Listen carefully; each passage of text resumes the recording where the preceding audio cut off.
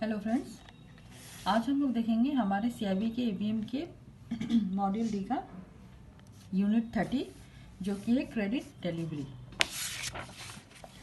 तो इंट्रोडक्शन के साथ शुरू करते हैं फ्रेंड्स। तो यहाँ दे रहा है कि कोई भी क्रेडिट अप्रेजल जो है किसी भी एडवांस में, तो ये हम लोग किस लिए करते हैं, ताकि हम लोग एक सही और करेक्ट बोरोवर को चूज कर सकें और उसकी जो क्रेडिट नीड है उसको सही तरह से एसेस कर सकें।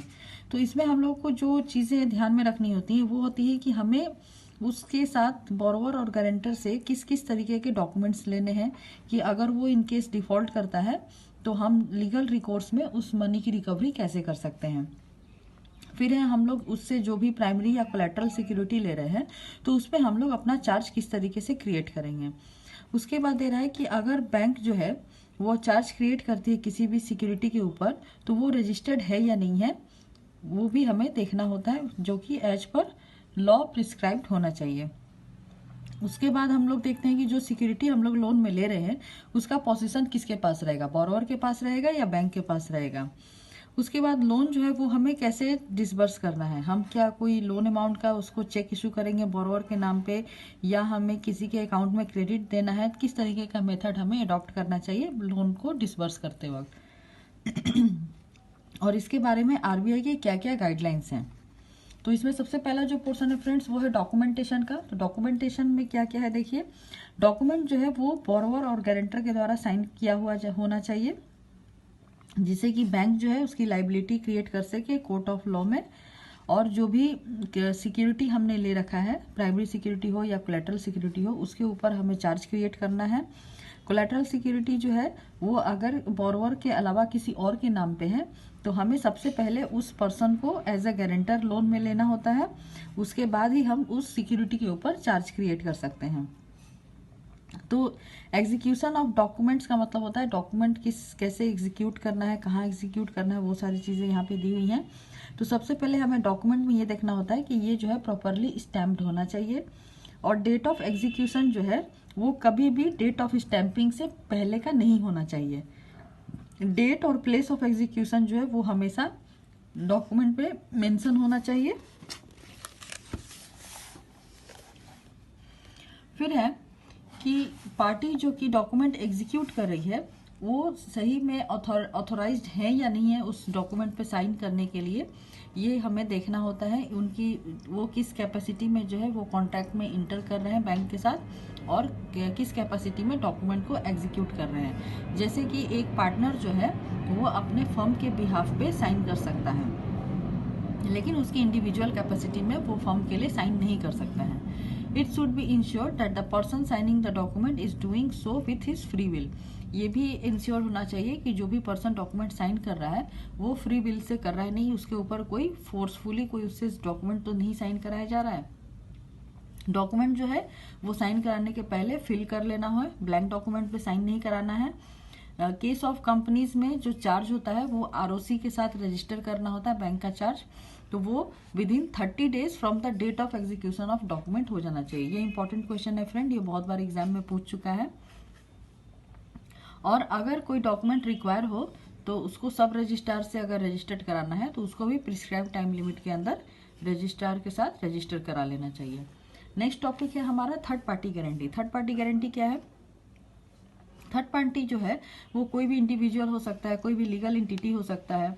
जैसे फर्म्स होता है, फर्म्स की जो पर्सनल गारंटी है वो पार्टनर्स ले सकते हैं, प्रोप्राइटर ले सकते हैं, लेकिन पार्टनर जो है वो किसी भी फर्म के लिए वो उसकी जो लाइबिलिटी है वो अनलिमिटेड होती है। तो उसके जो भी पर्सनल एसेट हैं उसको बैंक जो है वो लोन की रिकवरी के लिए अटैच कर सकता है। इसी तरह कंपनी के केस में या अदर इलीगल एंटिटी के केस में जो प्रमोटर और डायरेक्टर या ट्रस्टी होते हैं उनकी कोई भी वहाँ पे लाइबिलिटी नहीं होती है बैंक्स के ड्यूज के अगेंस्ट में। इसीलिए बहुत सारे केसेस में बैंक जो है उनके पर्सनल गारंटी लेता है, तो उसी को हम लोग थर्ड पार्टी गारंटी बोलते हैं। अब इसमें क्या क्या चीज़ें हमें देखनी होती है, आरबीआई जो है बैंकों को कुछ सजेशंस दे रखा है। उसमें है कि पर्सनल गारंटी ऑफ डायरेक्टर में be helpful in respect of companies. हमें जब भी कंपनी को लोन देना है तो हमें उसके डायरेक्टर की पर्सनल गारंटी लेनी चाहिए।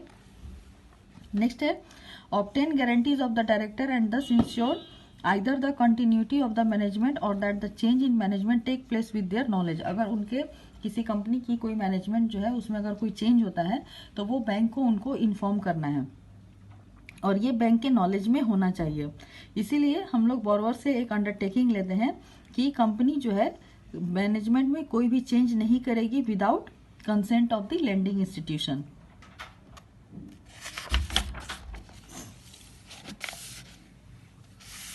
नेक्स्ट है कि पर्सनल गारंटी ऑफ डायरेक्टर्स जो है वो हेल्पफुल होता है पब्लिक लिमिटेड कंपनीज के केस में, अदर देन दोज विच में B rated as first class. जो फर्स्ट क्लास रेटेड कंपनी है उनको छोड़कर जो पब्लिक लिमिटेड कंपनीज होती है वहां पे डायरेक्टर की पर्सनल गारंटी लेना जो है वो हेल्पफुल होता है।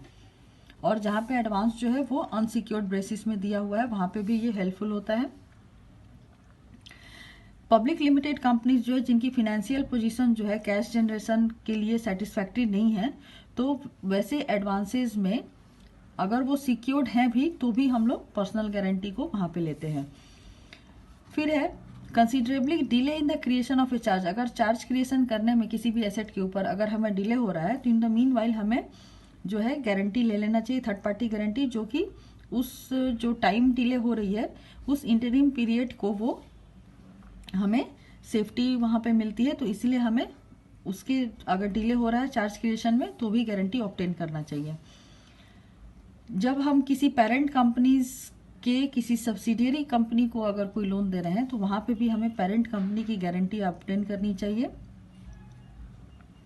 उसके बाद है पर्सनल गारंटी जो है are relevant where the balance sheet और financial statement of a company disclose interlocking of funds between the company and other concern owned और मैनेज्ड बाय ए ग्रुप। अगर किसी कंपनी का जो फाइनेंशियल स्टेटमेंट है वो मैनेज किया जा रहा है या ओन्ड है किसी अन्य ग्रुप के द्वारा तो वहां पे भी हम लोग उसके जो भी वहां पे कंसर्न पर्सन है उसके पर्सनल गारंटी लेते हैं।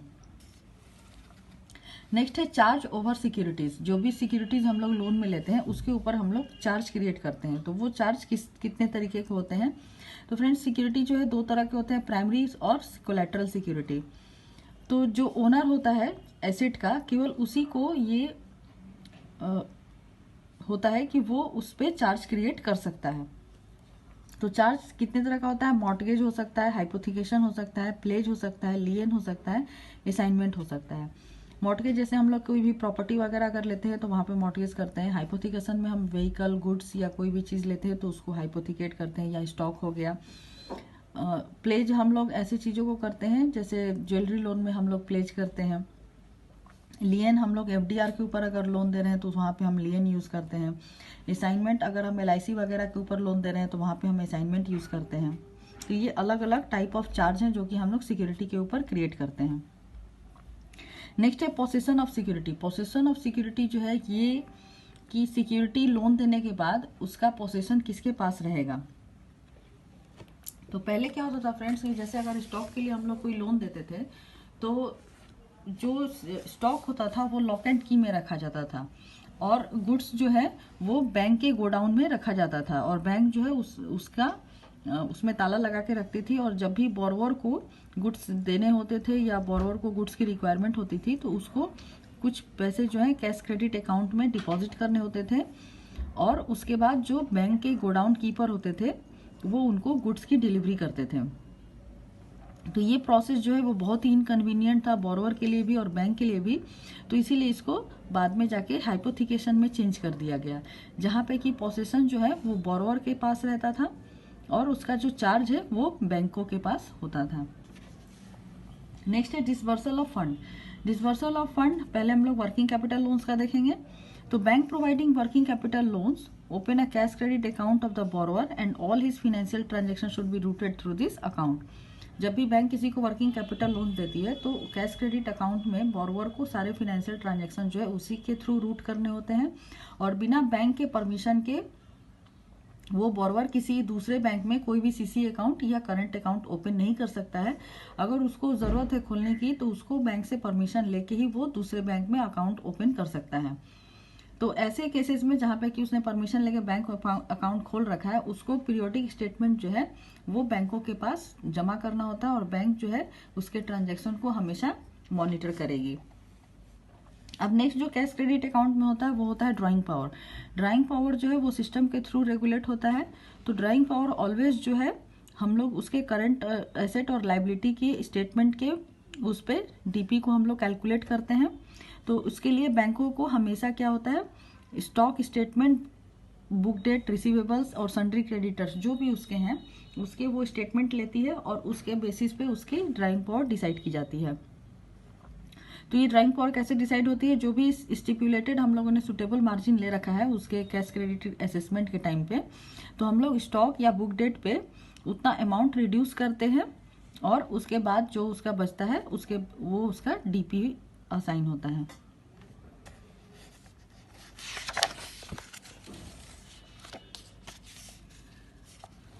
अभी इसमें एक पॉइंट बोल रहा है फ्रेंड्स कि वर्किंग कैपिटल क्रेडिट लिमिट जो 10 करोड़ एंड अबव होते हैं वहां पे लोन कंपोनेंट जो है वो 80% होता है और आपका कैश क्रेडिट कंपोनेंट जो है 20% होता है। बैंक अगर चाहे तो वो इसके बियॉन्ड दे सकती है, वो चाहे तो लोन कंपोनेंट को भी बढ़ा सकती है, क्रेडिट कंपोनेंट को भी बढ़ा सकती है, लेकिन नॉर्मली 10 करोड़ एंड अबव में मिनिमम 80% जो है वो आपका लोन कंपोनेंट होना चाहिए। लेस देन 10 करोड़ के लिए बैंक जो है लोन सिस्टम अप्लाई करती है। लोन सिस्टम में क्या होता है कि वो उन्हें lower rate of interest offer करती है इंसेंटिव के रूप में कैश क्रेडिट बोरोवर्स को। और ऐसे बिजनेस एक्टिविटीज जो कि साइक्लिकल या सीजनल होते हैं और उनमें बहुत वॉलेटिलिटी देखने को मिलती है, तो यहाँ पे क्या है, बैंक जो है लोन सिस्टम स्ट्रिक्टली अप्लाई नहीं करता है उन कंपनीज के ऊपर। बैंक जो है अपने रिस्पेक्टिव बोर्ड अप्रूवल से उनको कुछ एग्जेम्पशंस जो है वो प्रोवाइड कर सकता है लोन सिस्टम ऑफ डिलीवरी में, जो सीजनल एक्टिविटी से रिलेटेड जो भी बिजनेस एक्टिविटी है। अब नेक्स्ट टॉपिक है हमारा term loan. Term loan friends हमने लास्ट टॉपिक में भी देखा है, लास्ट चैप्टर में। तो यहाँ पे क्या है कि ऑलवेज जो है मार्जिन बैंक के पास बोरोवर को डिपॉजिट करनी होती है और लोन अमाउंट जो होता है दोनों मिलाकर टोटल अमाउंट जो है वो हमें बायर को या रेमिटर को, जो भी है जिस पर्पस के लिए पर्सन लोन ले रहा है, तो डायरेक्ट हम बेनिफिशियरी को क्रेडिट करते हैं। अगर बोरोवर ने ऑलरेडी उसको पे कर दिया है मार्जिन मनी, तो हम लोग उसका एक सेटिस्फैक्ट्री प्रूफ लेते हैं और उसके बाद लोन का जो पोर्शन है वो उसको डिसबर्स किया जाता है। कुछ लोन्स जैसे पर्सनल लोन, कंजम्पशन लोन, इस तरीके के लोन होते हैं जिसमें कि हम लोग लोन का अमाउंट जो है डायरेक्टली कस्टमर के अकाउंट में क्रेडिट कर सकते हैं। अभी डिसबर्समेंट ऑफ प्रोजेक्ट लोन्स में हमें क्या क्या देखना है, हमने लास्ट चैप्टर में भी देखा था फ्रेंड्स कि हमारा प्रमोटर को जो है उनका कंट्रीब्यूशन जो है वो खुद अपने ओन सोर्सेज से कंट्रीब्यूट करना होता है। प्रमोटर अगर चाहे तो वो शुरू में 40 to 50% जो है वो कंट्रीब्यूशन जमा कर सकता है और बैलेंस जो है वो स्टेजेस में भी जमा कर सकता है। प्रमोटर्स को इस बात पे ये एग्री होना है कि वो जो भी इक्विटी का फंड है वो या तो प्रोपोर्शनलिटी या फिर एज अ होल वो बैंक को जमा करेगा। Infusion of equity fund by promoter जो है वो ऑलवेज हमारा जो DER है, डेट इक्विटी रेशियो, वो उसका मेंटेन होना चाहिए ताकि हमारा जो बैंक का लाइबिलिटी मिसमैच है वो ना हो। तो इसीलिए प्रमोटर्स जो हैं उनको इक्विटी और उनका जो भी फंड है उसका इन्फ्यूजन जो है एक प्रोपोर्शन में ऑलवेज होना चाहिए और DER उनका मेंटेन होना चाहिए। नेक्स्ट जो है लेंडिंग अंडर कंसोर्शियम या multiple banking arrangement. Friends, consortium उस तरीके के लेंडिंग मेथड को कहते हैं जहां पे कि 2 या 2 से अधिक बैंक जो है वो मिलकर एक फॉर्मल अरेंजमेंट करते हैं और उसमें किसी भी बोरोवर को वर्किंग कैपिटल प्रोवाइड किया जाता है। तो इसी को हम लोग कंसोर्शियम अरेंजमेंट कहते हैं। यहाँ पे जो एक बैंक होती है वो एज ए लीड बैंक काम करती है, जो कि बाकी के जो मेंबर बैंक्स होते हैं उनके पीरियोडिकली मीटिंग अरेंज करती है और वो जो है असेसमेंट में लीड लेती है, वही असेसमेंट करेगी, डॉक्यूमेंटेशन करेगी और charge creation, monitoring of account में उसका मेन रोल होता है। और मल्टीपल बैंकिंग में क्या होती है कि बहुत सारे बैंक मिलके एक किसी बोरोवर को फिनेंस करते हैं और वहाँ पे जो शेयर ऑफ इंफॉर्मेशन है वो उनके म्यूचुअल इंटरेस्ट पे शेयर की जाती है। अब इसमें जो RBI की गाइडलाइंस क्या है, अभी तो फ्रेंड्स अक्टूबर 1996 में रिजर्व बैंक ऑफ इंडिया ने consortium multiple banking syndicate arrangement जैसे जो फंडिंग्स अरेंजमेंट है उसको विड्रॉ कर लिया है। लेकिन अगर हम लोग इस तरीके के अगर कुछ फिनेंस करते हैं तो वहाँ पे हमें सबसे पहले जब हम फ्रेश फैसिलिटी जो है ग्रांट करते हैं किसी भी बोरोवर को, तो हमें उनसे एक डिक्लेरेशन लेना होता है कि वो और किसी बैंक से कोई क्रेडिट फैसिलिटी ऑलरेडी तो इंजॉय नहीं कर रहे हैं और जहाँ पे भी sanction limit of ₹5 crore and above होता है, वहाँ पे बोरोवर को क्रेडिट फैसिलिटीज अवेल करने से पहले उस बैंक को बताना होता है कि वो दूसरे बैंक से 5 करोड़ एंड अबव लिमिट जो है वो अवेल करने जा रहा है। बैंकों को आपस में इंफॉर्मेशन एक्सचेंज करनी होती है कि बोरोवर का जो अकाउंट का कंडक्ट है वो कैसा है। इसको हम लोग फ्रेंड्स ओपिनियन रिपोर्ट भी बोलते हैं, जो हम दूसरे बैंकों से लेते हैं अपने बोरोवर के कंडक्ट ऑफ अकाउंट्स के बारे में, और ये बहुत ही कॉन्फिडेंशियल होता है। उसके बाद अगर हम चाहें तो हम किसी भी कंपनी सेक्रेटरी, चार्टर अकाउंटेंट या कॉस्ट अकाउंटेंट से भी सर्टिफिकेट जो है, रेगुलर सर्टिफिकेट, वो ऑब्टेन कर सकते हैं।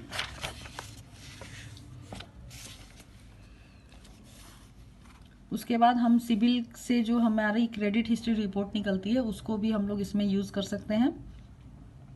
बैंकों को जो है वो सुटेबल क्लॉज अपने लोन एग्रीमेंट में इंक्लूड करना चाहिए इन फ्यूचर का मतलब है कि अगर वो कोई भी एग्जिस्टिंग फैसिलिटीज को रिन्यूअल कर रहे हैं उस टाइम पे, कि उनका जो भी क्रेडिट इंफॉर्मेशन है वो बैंक जो है अपने मेंबर बैंक्स के साथ एक्सचेंज कर सकती है। नेक्स्ट है syndication of loan. Syndication of loans क्या है फ्रेंड्स? सिंडिकेशन जो है नॉर्मली एक इस तरीके का सिस्टम है जहाँ पे कि लॉन्ग टर्म लोन किसी भी बोरोवर का जो होता है वो 2 या 2 से अधिक बैंकों के साथ शेयर किया जाता है। तो इस तरीके से बैंक जो है एक दूसरे के रिस्क में भी शेयर करते हैं। ये जनरली लार्ज लोन के लिए यूज होता है। बोरोवर जो है वो एक मैंडेट देता है एक बैंक को, जिसे लीड बैंक कहते हैं, ताकि वो दूसरे बैंकों से जो है sanction of total loan amount को अरेंज करे बोरोवर के बिहाफ में। और जो लीड बैंक होती है वही वेरियस बैंक्स को अप्रोच करती है। ये बैंक जो है वो प्रपोजल को अप्रेज करती है और उनके पॉलिसी और रिस्क एपेटाइट के बेसिस पे ये डिसीजन लिया जाता है। लीड बैंक जो होती है इसमें मेन लाइसेंस वर्क वही करती है, और जितने भी कॉमन टर्म्स कंडीशन होते हैं सैंक्शन के, सारे जितने भी पार्टिसिपेटिंग बैंक्स हैं वो एक मीटिंग के थ्रू वहाँ पे डिसाइड किया जाता है, जो कि लीड बैंक के द्वारा अरेंज की जाती है। और नॉर्मली जो लीड बैंक होती है वो बोरोवर से सिंडिकेशन फी जो है वो अरेंज करती है। तो फ्रेंड्स, इसी के साथ हमारा जो क्रेडिट डिलीवरी चैप्टर है वो यहीं खत्म होता है। तो अगर आपको हमारा वीडियो अच्छा लगा है तो आप हमारे चैनल को लाइक करिए, शेयर करिए, सब्सक्राइब करिए, और नेक्स्ट वीडियो के लिए keep watching our channel and thank you for watching this video friends.